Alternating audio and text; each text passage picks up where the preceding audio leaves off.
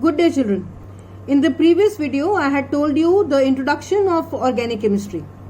I hope you all studied about it, and I'm glad you asked your doubts from that. Now today we are going to study about the nomenclature of hydrocarbons. Now what do you mean by nomenclature? Nomenclature basically refers to the system of naming. Now as we discussed last time that we have a very large number of hydrocarbons. Now if we have 9 million hydrocarbons and all of them made up of hydrogen and carbon only, don't you think it is a little difficult to name these compounds? Because all of them are just made up of hydrogen and carbon. Now because we came across a problem, actually all the scientists, they started giving their own names to these hydrocarbons, but this created a lot of confusion because the name given by one scientist would not be understood by the other. So there had to be a uniform system or a kind of system which could be understood by everybody. So there is a union which is referred to as IUPAC. IUPAC. It is also called IUPAC.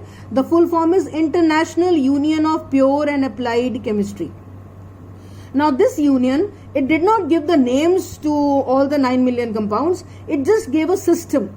If everybody will follow the same system, then every compound will zero down to just one name. So that is why it is important. Now it is possible that a compound, organic compound, may have more than one name. One name may be according to the system followed by IUPAC, and one name may be the trivial name or the one which was given by any scientist without any logic behind it or without any reasoning behind it. Anyway, so today I am going to tell you about the system followed while writing the name of any hydrocarbon. Now, for the sake of understanding, I will tell you that name of any hydrocarbon is divided into two parts. Let me take an example. Let's take an example of a child whose name is Sukhmanpreet. Now, Sukhman is the initial part of the name and Preet is the second part of the name. When you combine the two, one name is formed. Alright. So, here also, the one name has been divided into two parts. The initial part of the name, which is called prefix, and let's say the latter part of the name, which is known as suffix. The criteria of deciding the prefix is the number of carbon atoms in the compound. If we have only one carbon atom, we use the prefix meth. If we have two carbon atoms, we use the prefix eth. For 3 carbon atoms, we use prop. For 4 carbon atoms, we use but. For 5 carbon atoms, we use pent. For 6 carbon atoms, we use hex. Now, from here onwards, we use the same prefixes the way you use in mathematics. A 5-sided figure is called pentagon. A 6-sided figure is called hexagon. So the initial part is the same. Similarly, if a compound has 7 carbon atoms, we use either hept or sept. 8 carbon atoms, octa. For 9 carbon atoms, we write nona. And for 10 carbon atoms, you write deca. Slowly, when we will practice these, you will understand this. So there is only one criteria to write the prefix. You have to see the number of carbon atoms in the compound and accordingly give the names. Now what is the criteria for suffix? Before we proceed, I would like to tell you that for deciding the criteria of suffix, there is more than one criteria. So the first criteria is the number of bonds. I hope you remember I told you in the last video that a carbon atom can link to another carbon atom either by a single bond or a double bond or a triple bond. So depending upon the number of bonds, if there is a single bond between the two carbon atoms, then such a group of compounds is known as alkanes. So what are alkanes? Alkanes are the hydrocarbons where the carbon atoms are linked to each other by a single bond. Now all the alkanes follow a general formula CnH2n plus 2, and the suffix which is used with them is ane. For example, methane, ethane, propane, butane, you must have heard about them. Similarly, when the two carbon atoms are linked with a double bond or in any number in a chain, if there is a double bond at any place, then this such a group of compounds of hydrocarbons are known as alkenes. The general formula for them is CnH2n and the suffix used with them is -ene. If we have a triple bond between the carbon atom, then these compounds are called alkynes and the general formula is CnH2n-2 and the suffix used is -ine. Now let me take an example. Now suppose we have, I will give you one example. Say we have a compound with two carbon atoms which are held by a single bond. This one has hydrogen atoms attached to it. Okay, so what is the name of this compound? When you have to write the name of this compound, the first thing to see is the number of carbon atoms. Number of carbon atom is 2, so if there are 2 carbon atoms, you write ith. So you write ith. Because the 2 carbon atoms are held by a single bond, for a single bond you use the suffix -ane. So you write down -ane. So the name of the compound becomes ethane. We have to combine prefix and suffix to write one name of the compound. So initially, first of all, look at the number of carbon atoms. Secondly, look at the number of bonds and then it will decide the name. Okay, can this be written as CH3? And this can also be written as CH3. So the same compound can be written like this also. Alright, now when you elaborate, when you write the structure of a molecule showing the distribution of hydrogen and carbon around each other, this is known as structural formula. Structural formula, where you are telling the exact structure of the molecule. And if you reduce it to small units like this type of a formula is known as condensed formula. Condensed formula. That means you have condensed one unit of carbon into CH3, another unit into CH3. Because you've condensed it, it is called condensed formula. The same molecule can also be written as C2H6, where you are only telling the number of carbon atoms and the number of hydrogen atoms. How are they arranged around each other or whether they are condensed in the form of units, you are not telling. This is known as molecular formula. Now, why I am telling you this, children? Because it is very important. If the question says write down the structural formula of ethane, and if you write this, you get a 0. You must understand that if the question is structural formula, write that. If they are asking you the condensed formula, you write this. What is the molecular formula of ethane? Then you write only this. So these are the 3 ways in which any compound can be depicted, either in the structural formula way or in the condensed formula or the molecular formula. Anyway, now suppose there are more than 2 carbon atoms, say 4 carbon atoms. Now this one will require 3 more hydrogen atoms to become stable. The second carbon atom already bonded by 2 will require only 2. This one will also require 2 hydrogens. This one will require 3 hydrogen atoms. How do you write the name of this compound? First thing is count the number of carbon atoms. 1, 2, 3, 4. So if there are 4 carbon atoms, you write the prefix of but. So you write but. Since all of them are held by a single bond, you write the suffix of ane. A-N-E. So the name of the molecule is butane. Now for practice, you will write down the formula of propane, pentane and hexane. Now similarly, suppose we have 2 carbon atoms held by a double bond.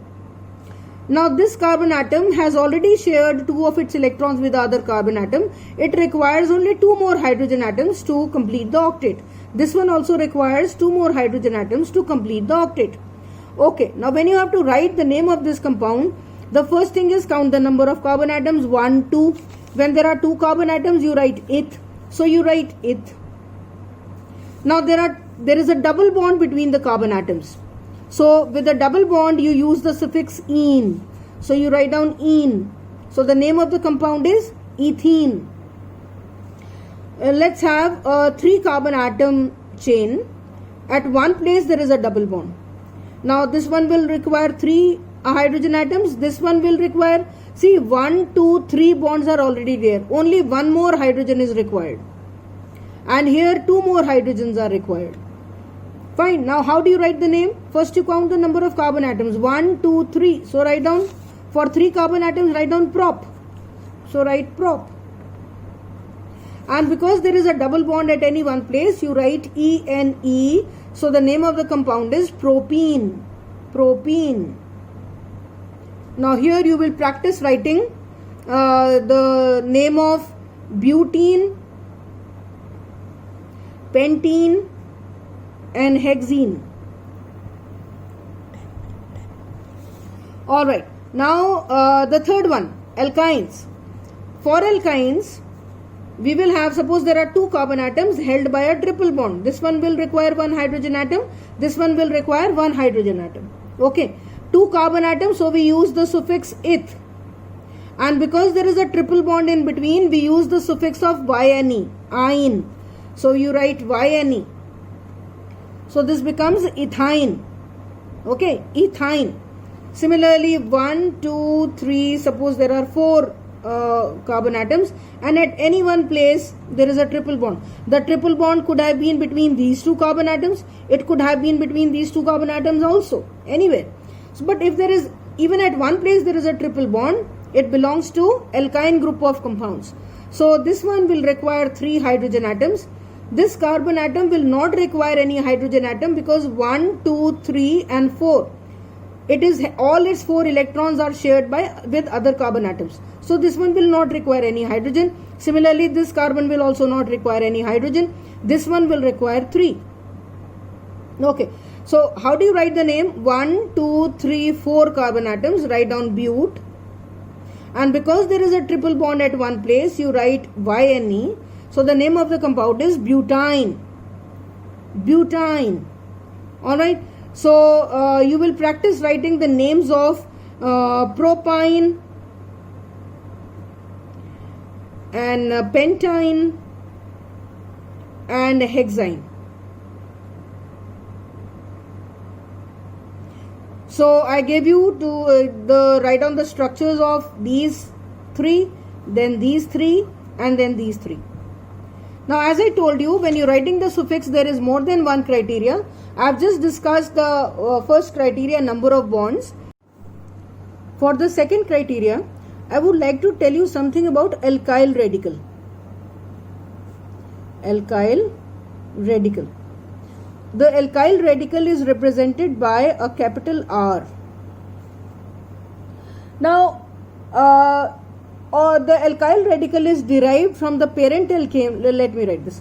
It is derived from the parent alkane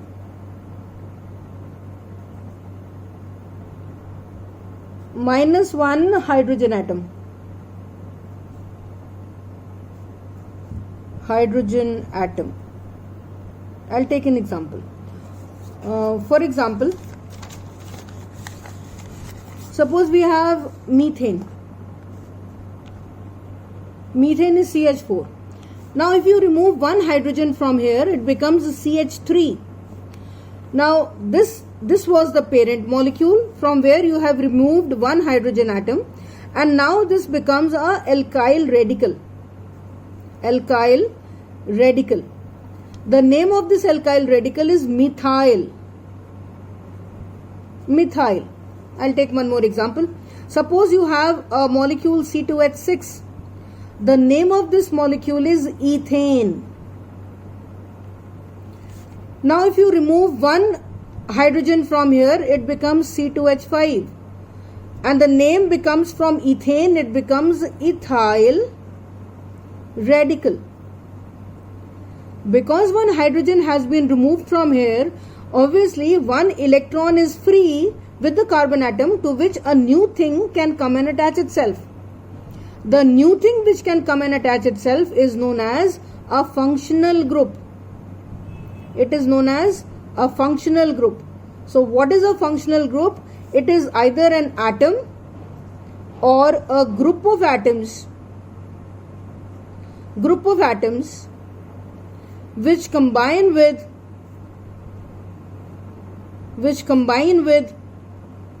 alkyl radical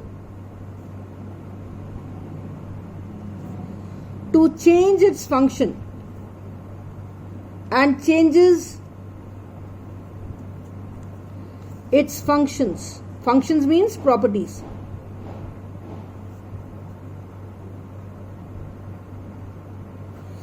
Once again, so what is an alkyl radical? Alkyl radical is a alkane which has lost one hydrogen atom. Alright. Now to this alkyl radical, a atom or a group of atoms can attach itself, and this will change the entire function of the entire properties of the molecule. That is why it is known as functional group. We will talk more about radicals and functional groups now. Now alkyl radical is represented by R. What is the general formula of alkyl radical? Same as this one, CnH2n, but rather than 2 you write 1. General formula of alkyl radicals is CnH2n plus 1. Now, if the alkyl radical has been obtained from methane, you will call it methyl or ethyl or propyl or butyl. So that means the suffix which is used with alkyl radicals is YL. YL. Alright. Now the functional groups. Functional groups.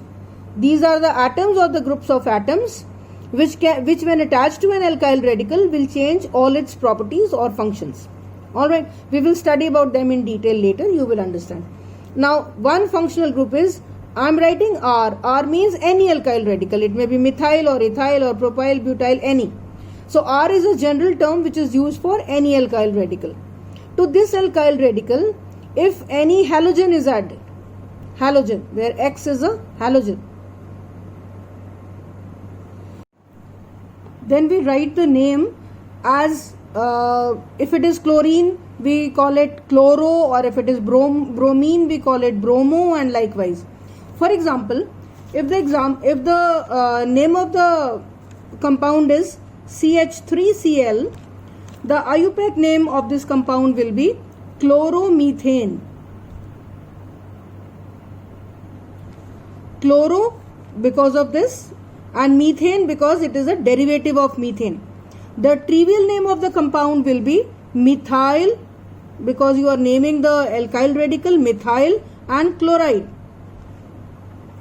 Similarly, if we have say C2H5Br, then the IUPAC name of the compound will be bromo, and then the name of the parent molecule, which is ethane. 2 carbon atoms, so ethane. Parent chain and preceded by the name of the halogen with the O with it. Similarly, for iodine we will use iodo, for fluorine we will use fluoro, and so on. Now what is the trivial name of this compound? You will first name this alkyl radical, which is ethyl, and then you will write the name of this halogen as bromide. This is a common name. Alright, moving on to the next functional group, which is alkyl radical attached to OH group. When it is attached to OH group, the general name given to this series is known as alcohols. So those hydrocarbons which have OH attached to it, they are referred to as alcohol, and the suffix which we use for them is OL, all. It is called OL. I will take an example and explain it to you. For example, suppose the molecule is CH3OH. Then the name of the molecule will be, because this CH3 is derived from methane, so you write meth. Actually, you write the whole molecule methane. Then in place of E, you write down OL. So the name becomes methanol. What is it? Methanol. And what is the common name? Common name is methyl alcohol.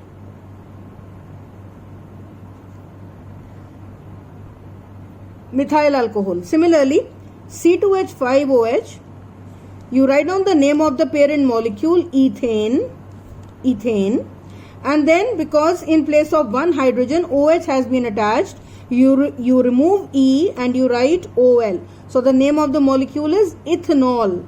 And what is the common name of this molecule?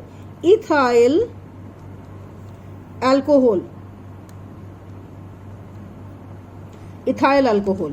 So whether you writing ethyl alcohol or ethanol, they mean the same compound.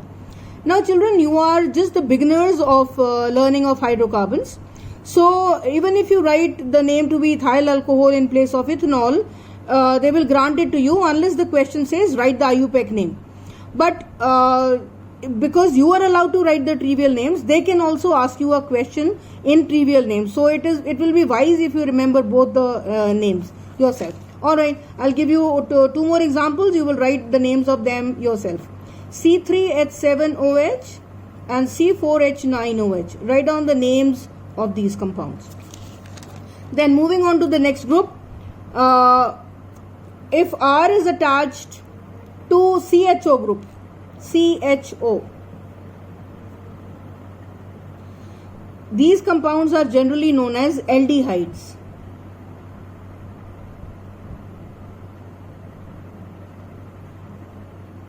The suffix which we use for them is Al. We use Al. Alright, I'll take an example.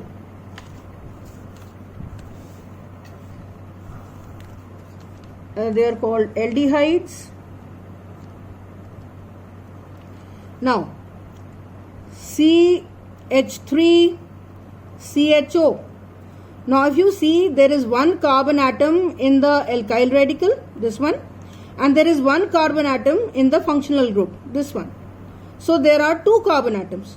So when you writing the name, I told you the first criteria is to decide the prefix. We have to write we have to count the number of carbon atoms. So because there are two carbon atoms, you have to write the prefix to be eth. And likewise, just as we wrote the name of alcohols, you write the name of the parent molecule, remove E and write down Al. The name of the compound is ethanol. What is it? Ethanol. So, do we have something called methanol? Yes, we have. When the CHO group is attached with H, only H, this one has only one carbon atom, then you call it methanol. What are the common names of these compounds? The common name is, this is ethyl aldehyde and this is methyl aldehyde.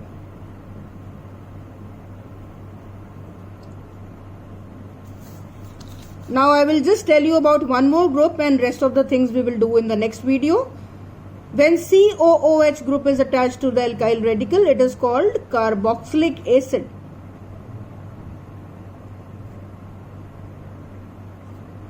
The suffix used with them is oic acid. Oic acid. So carboxylic acid. When R is attached to COOH group. Alright. So say CH3COOH. Mind it, you have to count the total number of carbon atoms. One carbon atom and the second carbon atom. So the prefix becomes eth. Again, write down the name of the entire molecule, ethane. Remove E and write down oic acid. Oic acid. So the IUPAC name of the compound is ethanoic acid. What is it? Ethanoic acid. The common name of this is acetic acid. Acetic acid. Again, just as we studied the name of aldehydes, if H is attached to COOH group, then you call it methanoic acid. Methanoic acid. And otherwise it is known as formic acid. We shall be studying in detail about these compounds later on, but presently this was about in the nomenclature. Next time I will tell you something about isomerism. What are the different types of isomerism? What is their relevance? Alright children, have a good day.